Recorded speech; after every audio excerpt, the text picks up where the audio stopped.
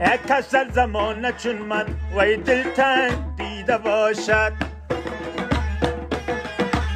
کس در زمان چون من وی دلتنگ دیده باشد مینای آرزو را بر سنگ دیده باشد مینای آرزو را بر سنگ دیده باشد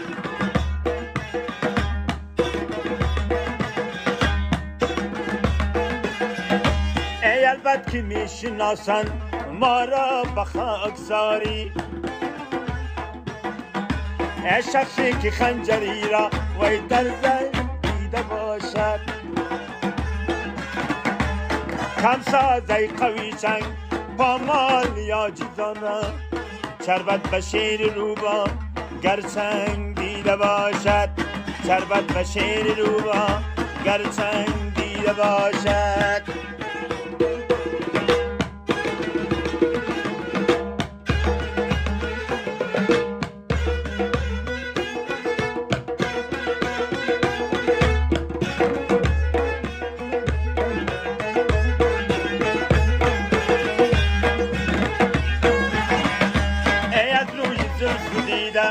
چشمی امید گردان سر من به پایی کو زنگ دیده باشد خوشان نظر از آن کس نانی پدر نخورده جان ده با آن رفیقی کورنگ دیده باشد جان ده با آن رفیقی کورنگ دیده باشد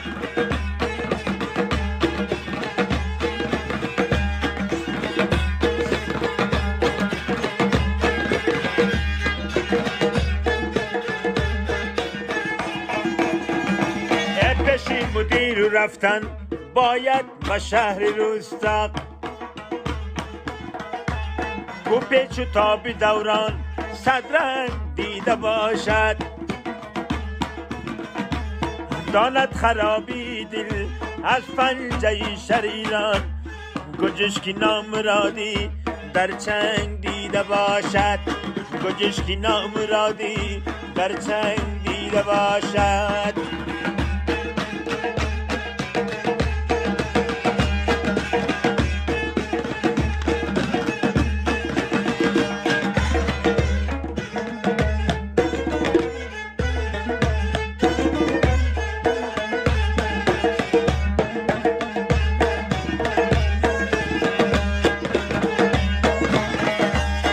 نادر بود رفیقی عارف در این